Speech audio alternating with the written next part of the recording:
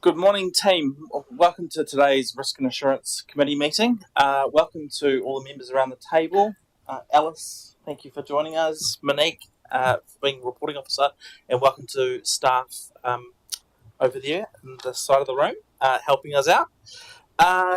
We have a pretty brief agenda today, but hoping that gives us lots of opportunity for lots of good conversation. For those who wish, we will start off with karakia. Whakataka taho.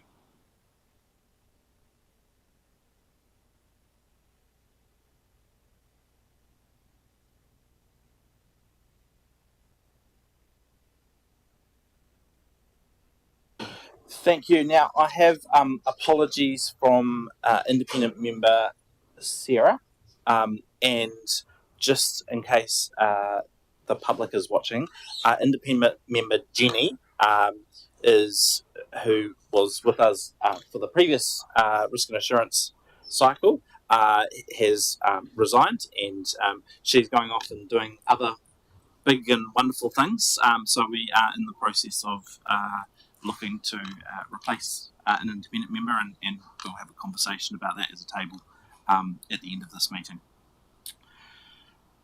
So if I just move the apology from member Sarah, seconded by Councillor Young. All in favour? None against. We have no late items. Suspect not, but are there any declarations of interest? None. Oh, yes. Oh.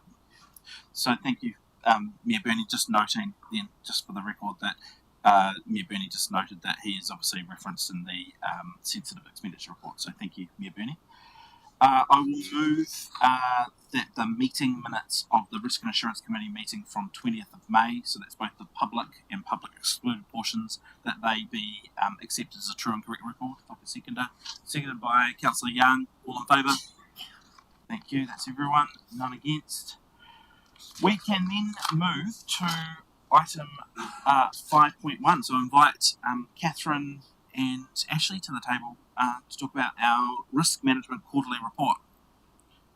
And while Catherine and Ashley come out to the table, I will say it's obviously a very big day and potentially in national politics. And so if I see you on your phone or your laptops, I will understand that there may be seeking of updates. Catherine, Ashley, welcome. Thank you again for your report. I'd love you to introduce it.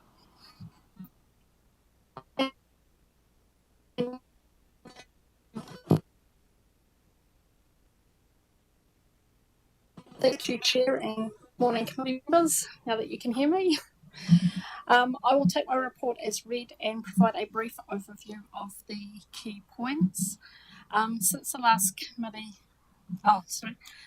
since the risk management framework, risk management policy and risk appetite statements have now been adopted, our focus is shifting from development into implementation. And implementation is about embedding these tools into our day-to-day operations and decision-making across council. And this work has already started. A significant piece of work since the last committee meeting has also been the identification of council's top strategic risks. These risks provide a strategic overview of the uncertainties that may impact council's ability to achieve its objectives and deliver outcomes for the community. They are not intended to replace the risk register, but rather complement it by providing a framework for understanding, discussing and reporting risk at a strategic level. Engagement is now underway across council to fill in the bow tie analysis for each of the top strategic risks, which will be presented to the committee upon completion. Looking ahead, we also intend for the risk reporting to focus on areas of greatest value to the committee, including deep dives, emerging risks, significant changes in risk exposure, and areas where assurance discussion or direction may be required. And finally, the annual review of the council's business continuity plan has been completed. This includes both the plan itself and each of our business continuity strategies. The next phase of work will be focusing on raising organisational awareness and undertaking testing exercises to ensure Council remains prepared to respond to and recover from significant disruptions. Overall, good progress continues to be made in building Council's risk maturity and embedding a more proactive, informed and strategic approach to risk management. Thank you, and I'm happy to take any questions. Thank you, Catherine. And so I've already made my first error for the day in that I didn't move receipt of the report, and so Alice immediately looked over at me, so I apologise. We'll do that now. So I'll move that this report and all of our other reports be received and noted. If I could have a seconder. Thank you. Seconded by Councillor Gray. All in favour? None against. And I will also, just before we jump into questions, Catherine, I'll also just note that Member Sarah, even though she was an apology for today, has sent through a list of sort of questions and points that I will try to weave into our questions and commentary. And so just to acknowledge that she'd done that. Questions, team, from Catherine on the report. No. Catherine, and actually fantastic. I love this report. It talks to me. Unfortunately, with the outliers of some medical events happening, looking at page 20, where the aquatics, do you have any? Member Nola, I think you might be jumped to the health and safety. Am I in the wrong place? Yeah, we're just on item 5.1, risk management quarterly report. Oh. So I did jump. So sorry. you just pause there with your very sensible question. Yeah. While Member Nola just gets back into 5.1, Mayor Bernie, I'll let you jump in. Thanks, Catherine. Look, I understand that this strategic risk assessment is more an operational type of thing, but will councillors have any oversight or into this sort of, because it seems to be a little different? That's my first question. I'll let you answer that first. Sorry. Thank you for your question. So to answer that, the strategic risks are less operational and more strategic. So moving away from the risks that were previously brought to this table, it's focusing on those key risks or items that from a global sense or from an overarching sense are going to hinder us delivering our strategic outcomes or goals that are set from this table. So these are in the from an internal base. We've workshopped across our organisation to see where we believe that top strategic risk sits. This will then be enhanced through the bow tie method and be brought back to the next Risk and Assurance Committee for your endorsement. Follow comment. The only thing that I sensed might be sort of not sort of mentioned in those was the transition to CDW, and whether that presented some risks for the organisation over the next 12 months especially.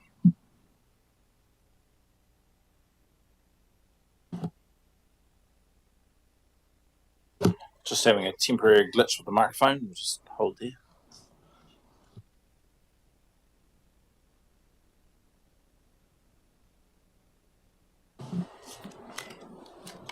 There we go. Yes, while it isn't in the top 10 strategic risks that we do have, I think it does go across a number of them, such as the external environment uncertainty, workforce capability, capacity and retention, growth and demand pressures. So while it's not specifically listed as one of the top 10 strategic risks, it is covered sort of across a number of them. And just to add to that, so from an internal point of view, where we look at this from an operational lens, that is one of the key risks that we look at from operational. But where we weave this in and bring it through to you as a governance table, we're looking at that overarching, here are our risks as a whole, whereas those risks that fall for us to manage and deliver at an operational lens, where the boundary or the barrier comes is where we feel that operational risk gets to a level of extreme or high, that is when we will then bring that through to Risk and Assurance Committee. So it's not hindering what you will see, but it's focusing on an assurance piece and lifting that level that's coming through here, but noting that we are still from an operational lens. That is one of our top risks that we look at. Thank you, Catherine. Ashley. So the takeaway here really is that the framework's in place, it's embedded within the organisation. We're seeing reporting both through Risk and Assurance and then through the organisational performance report that's coming to full council. And so we're seeing how it's all implementing, how the risk appetite statement will be then rolled out and implemented. I guess my reflection or question just sitting with me here today is that the report talks about the risks, the top risk here not being presented in any order. And that's, understand the reason for that. But how do we, other than the obvious question that we can put right now, how do we kind of know which are the ones that are really concerning or that are on top of mind for the executive leadership team and the organisation? We'll obviously get a snapshot of that through organisation performance report, but in terms of the assurance function of this committee, how do we really get that real clear sense on what is top of mind in terms of this list?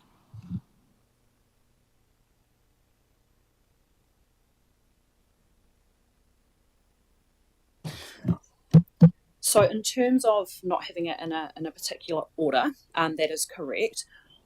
Those are all have their importance throughout the year. Where you will see more of an importance will be when we come through within the risk reporting. Within that reporting that comes through to RAC, there'll be highlights of those areas or those top risks where we're having a greater focus, and that reporting will show how we're managing, what are the controls we're putting in place, and what are a bit of a deep dive as to, from an operational lens, but keeping it at a governance space, what we're dealing with.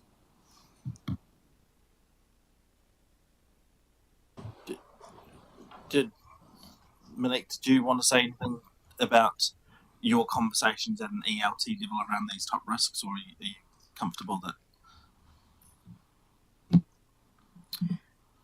Through you, Mr. Chair, I think that your question really speaks to how we build and embed a greater maturity across both management and governance around stepping back from bow tie assessments, stepping back from reports, and having those mature conversations about, well, what is on our mind, how does this come together, and more importantly, what's not been said or what's not been told in the reporting.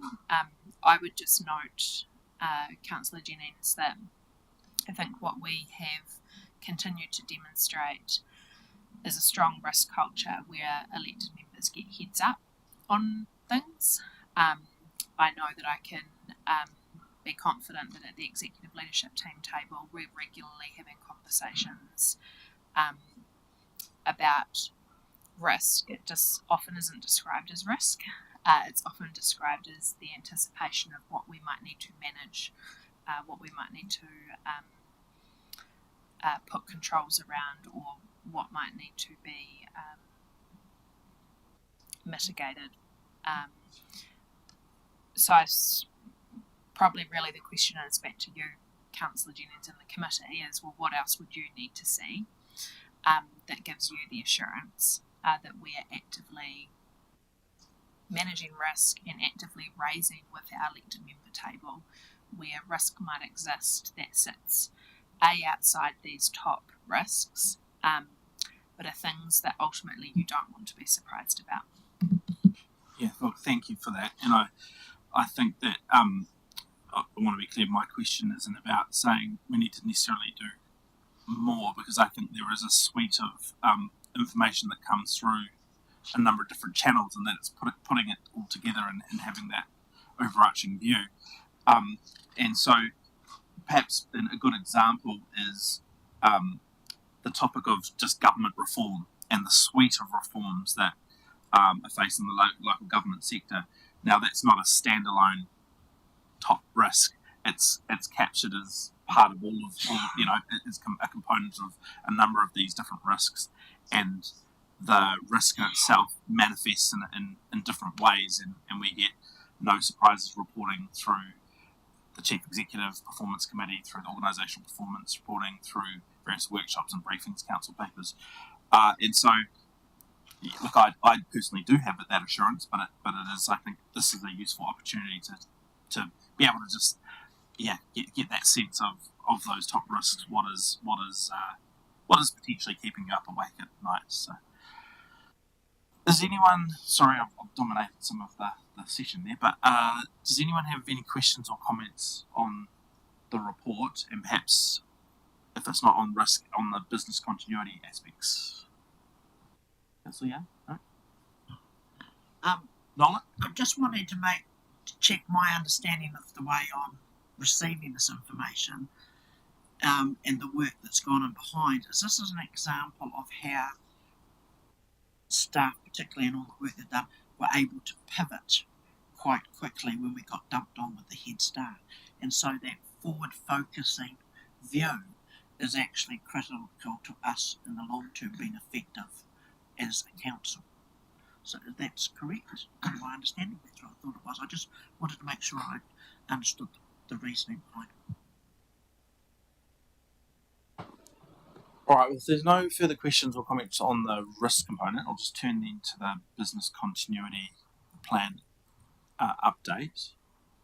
And so I'll just kick us off with a question around, so understanding where we've done the work, so is the next step is essentially testing or scenario playing, and that will then provide a further level of assurance, which will be inevitably reported back to this committee. Is my understanding sort of is a snapshot? That's correct.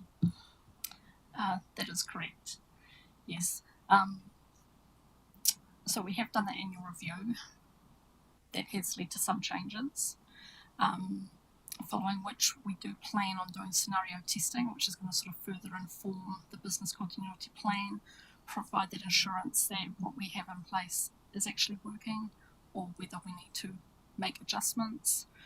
So if we're ever in the position where we do have to activate the business continuity plan, there is some assurance there that we are going to be in a good place to respond.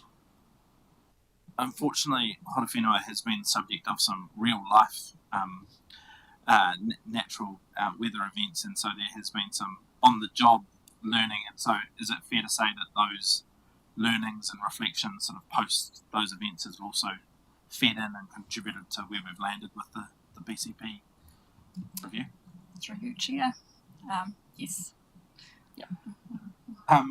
Is there any questions on the business continuity plan from anyone around the table? No. Thank you, team. I appreciate your introduction of the report and all the various answers to the questions. Thank you.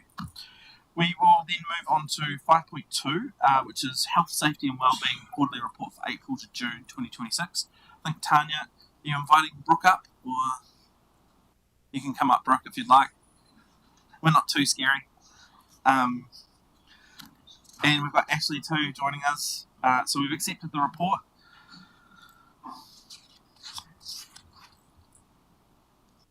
As always, a pleasure to have you, Tanya, and when you're ready, feel free to introduce the report.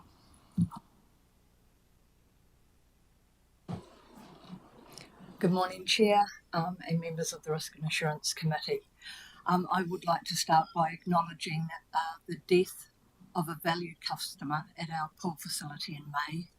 We extend our sincere condolences to their whānau and friends and recognise the impact that this loss has had on our community and Kaimahi. Our thoughts and aroha remain with those affected.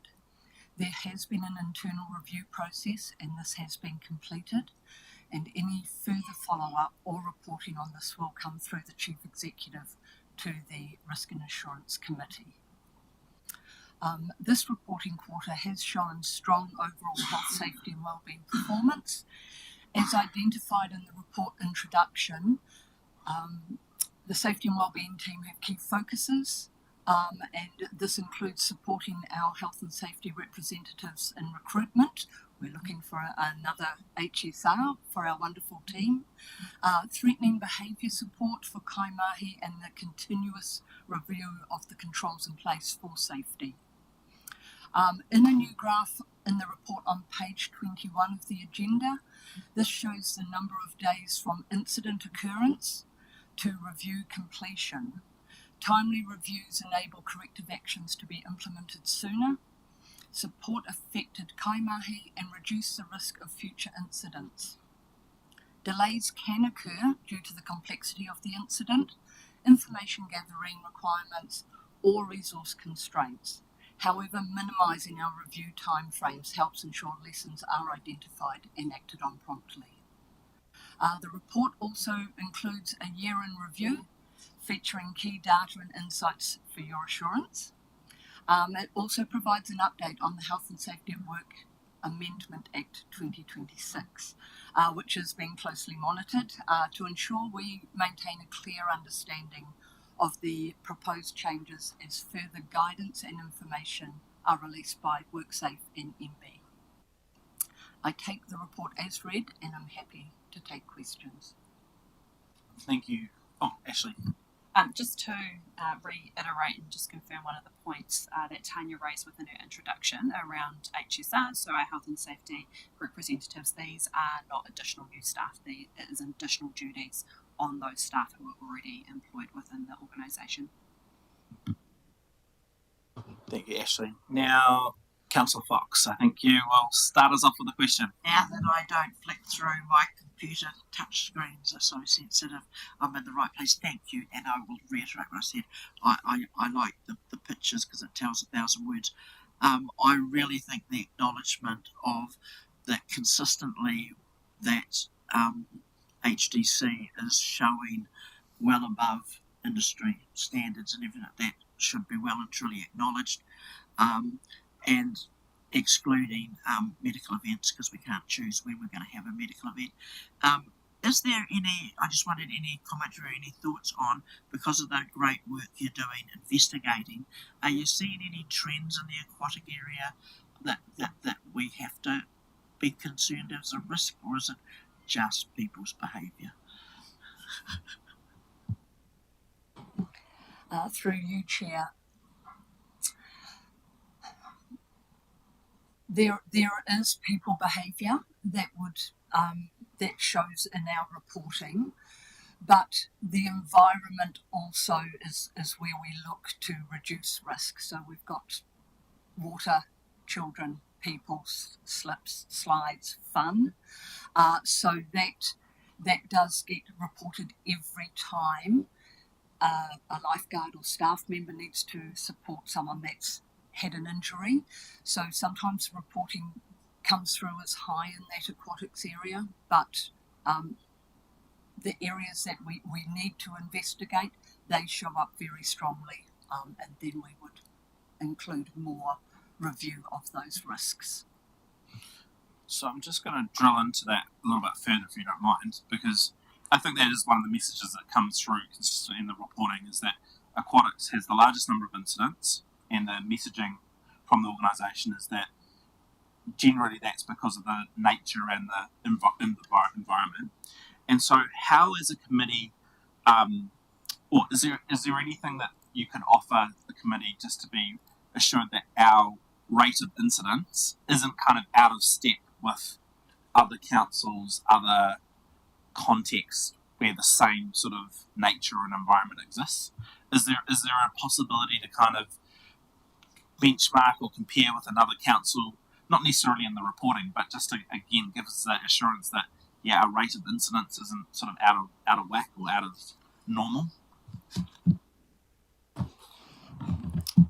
Thank you for your question. I may tag team with Brent Harvey. What I would say is, in terms of our reporting, we have fantastic reporting culture within this council, and so we can absolutely have those conversations with other councils to understand what their reporting looks like. There will be a difference depending on what their reporting culture looks like, and so that would show a picture. I will hand over to Brent Harvey if he's anything additional to add. Thanks, Ashley, and through the chair. Look, I'm not aware of any specific benchmarking for aquatics in terms of health and safety, but what I would say is that we've got some really highly capable management in our aquatics team who have been across other facilities, and in conversation, we're not reporting higher or any less. The frequency of incidents based on the nature of the activity is in line with what we typically see in an aquatic centre, and as touched on by the team that everything's reported from a stub toe going up to the upper hydroslide through to obviously the more serious events, which we will take a deep dive and have a look in. It's also of note that when there's significant incidents at other facilities, we will take that opportunity to also review our own processes based on findings from those. So I think you can take confidence in the fact that in the work that the team does, in particular acknowledge Paddy and his leadership in that space. Thanks, Brent. I think Councillor Gray's got something he wants to add. Yeah, I'm just interested when we look at the investigation of these incidents, and I realise we have different levels. How do we go about that? I know it's a bit of an operational question, but do we have the ability for other work groups to investigate other work groups so that we have assurance that we're not sort of marking our own homework and we're actually getting a bit of an independent view over time? Thank you for your question. Yes, absolutely. So within each review that is done by the manager or the team lead, that is then depending on the level of that escalated through. The three of us that sit at this table also have a view over all investigations and the outcome of that. Also within our committee or our health and safety representatives, where there are outliers, we will then have conversations within that space, so there is the cross-function looking at what those look like. Of course, keeping confidentiality and depending on what that level of investigation is. And just to follow up, if I may, and in terms of we were just talking about being linked in with other councils, other incidents, is there a formal lessons learnt sort of capacity across councils so that we know that our most junior staff to our senior staff are sort of learning, some of the best ways to learn is actually not experiencing that yourself, but through others' actions. Do we have some system for that? Thank you for your question. Yes, we absolutely do. So between the MWLAS Council, so Manawatu Wanganui Local Shared Services, there is a group of health and safety professionals who meet on a regular basis to share learnings, lessons learned. They do collaborations on projects as well, so there is the ability for those junior staff members to be interacting with a senior or someone more advanced, but not only those within our own space, so from other councils. What I would say within our region, we have a high level of knowledge within the health, safety and wellbeing space to be able to be shared across. Just through you, Mr. Chair, and further to your question, Councillor Gray, do we actively do lessons learned and share those lessons learned on every incident or near miss, or no? Do we do it on the stuff that matters the most? Yes, but do I think we could be doing more of that? I think we could. I think capacity is a challenge, and it's that managing that tension behind making sure we take the lessons learned from something that's happened. And I just want to, because I'm conscious the nuance of your question was about at every level, most junior to senior, and I think that that's an example of where we're always improving as an organisation, and just want to acknowledge the question because I think it's something we can definitely discuss internally. Awesome. For your chair, thank you for your report. Health and safety looks very healthy. Obviously, customer aggression is something that keeps coming up and up. Are staff reporting confidence and psychological safety improving?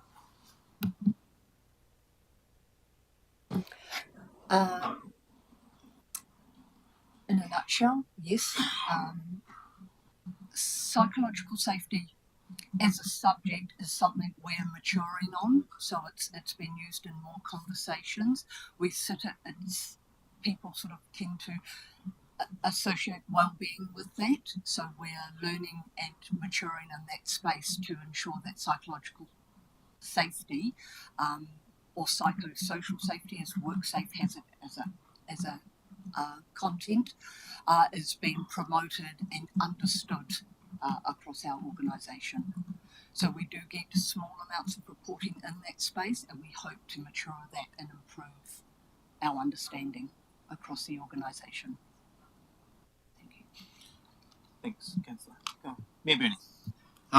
Thanks, Tanya. Look, I do want to congratulate you on the team on the improvement or the progress that's been made in the health and safety assessment. I especially like the fact that the contractor reporting now is so visible and something that we didn't really get any oversight of beforehand, which is they've obviously taken on board the messages that we've done. Just a couple of questions. I wondered, the recent work that we did at the pool, and how do we sort of put into that sort of work the health and safety needs of if that's where most of our incidents are occurring, do we actually look at it from a health and safety lens when we're putting in, changing the floor surface or doing other stuff like that? I know that the plant room obviously has had a big upgrade, but those sorts of things, do we look at it that sort of lens? And hopefully with the improvements that we've made, we might see a decrease in some of those numbers? Through you, Mr. Chair. Thank you, Mayor Bernie.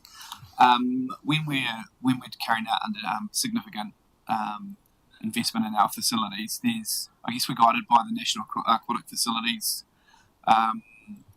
publication that's come out through Sport New Zealand, and that will have the likes of the right flooring to use and the materials. I don't. So we are installing with best practice according to industry, but that's also like the digital flooring, for example. We had that flooring before, so it's the same flooring, the anti-slip, and it's the behaviour probably of the patrons is more of the challenge for us to manage. When kids run from one pool to the other and slip, it is a grippy floor with sort of sand through it. It sort of creates a graze, and then a report comes through from a lifeguard responding to that. So to answer the question, when we are doing upgrades, yes, it is with a health and safety lens, and it is with a best practice lens for our facilities and our environment. I'm going. So Go ahead. I was, through you, Chair, I was just going to add to that a specific health and safety upgrade that did occur from reporting, and that was with raised corners at the aquatics. People did not always see them, and we had a couple of trips, which resulted in injury to other people, to visitors. And so during the fix-up, standards or bollards were put at those corners where they are raised, so people have a higher visual of where the walkway was. That was held to include in the upgrade. Cones were temporarily used until we could include that. So from what Brent said on the following the standards, and then there are items that are directly connected to reporting. I'm going to ponder something out loud, and so I apologise if this isn't quite polished in the way I frame it. But so following on from the various questions from members around the table and Mr. Harvey's response around the aquatics, I guess I'm pondering, how do we know what a normal level of incidence is in any particular environment? So for example, we'll always expect that there'll be things that happen in different environments. So in an aquatic environment, we'll expect a level of things to be reported or to happen and then be reported.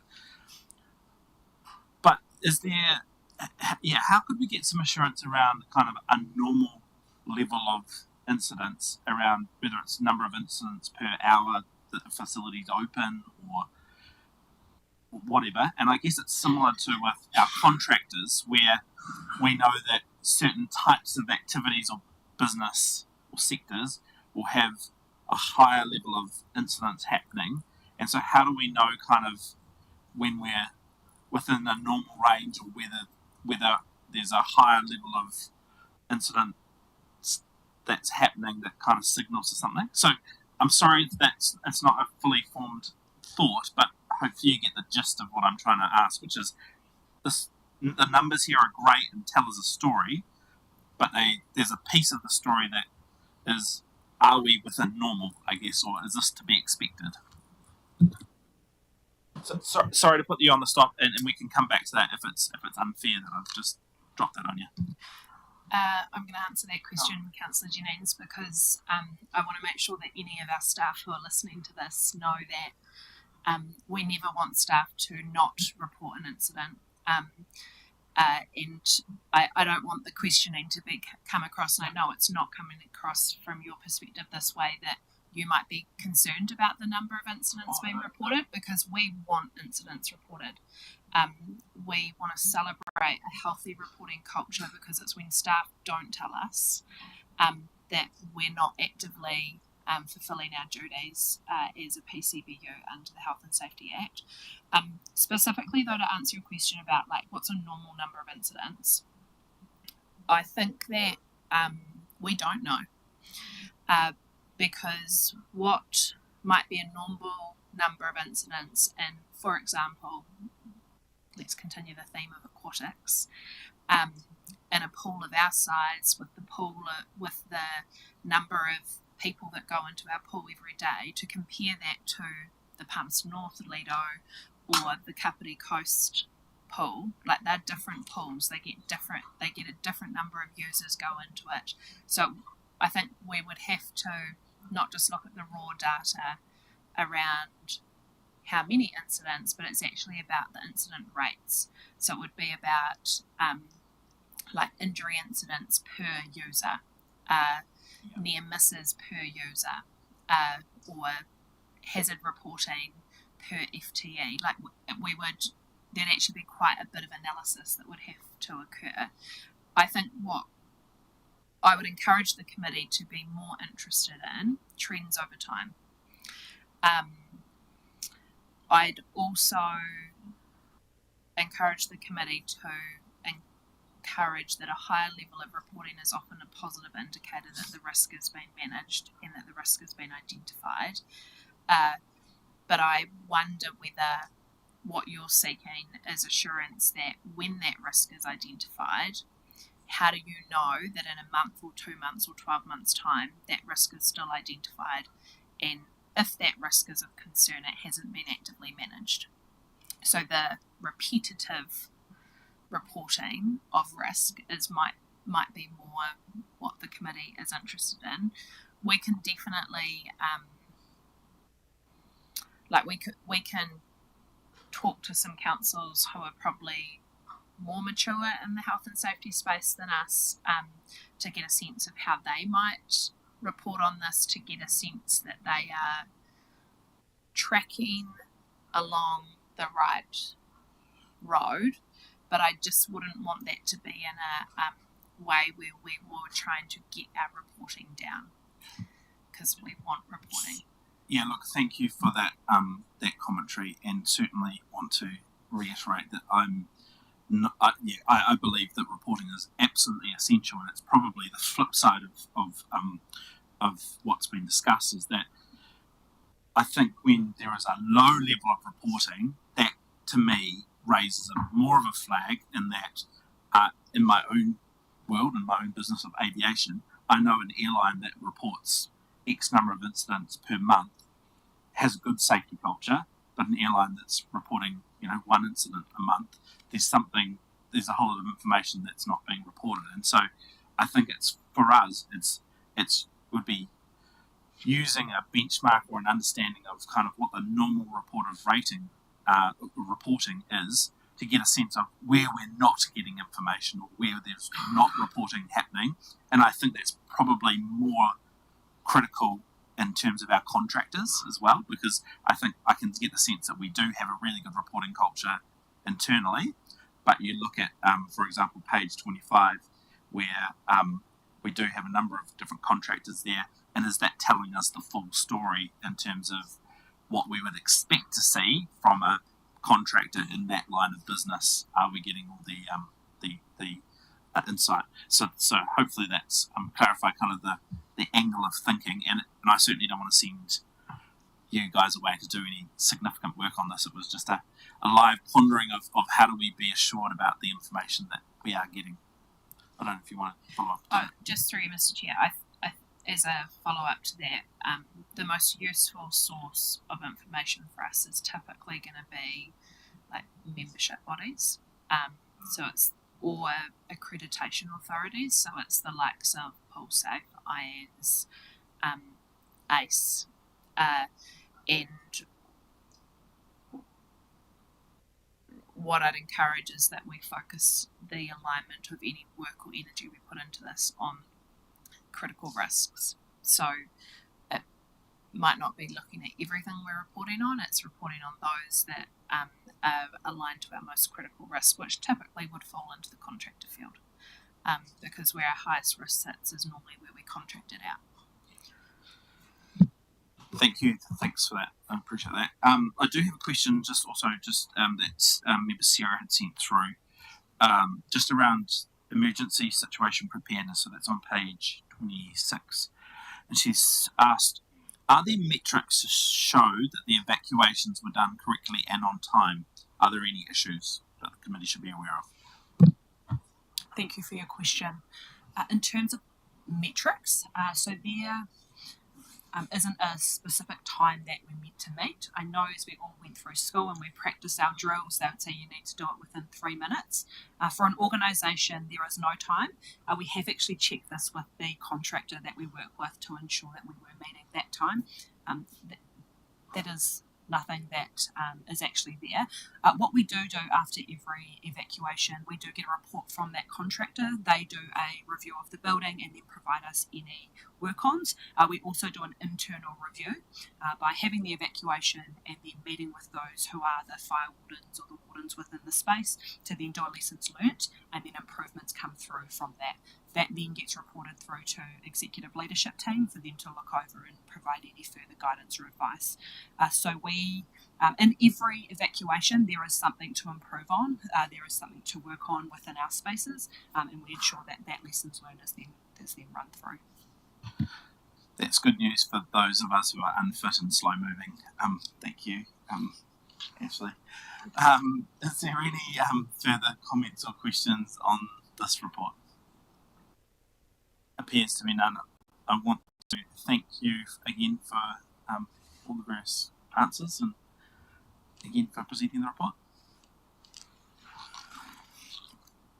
We shall then move to, I'll just make sure I didn't have any other recommendations there, Alice. No.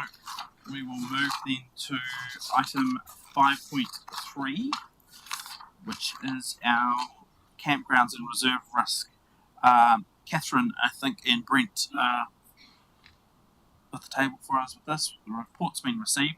Now, members, you'll remember that this was in our previous agenda for our last meeting, but we ran out of time, so it's obviously in this pack.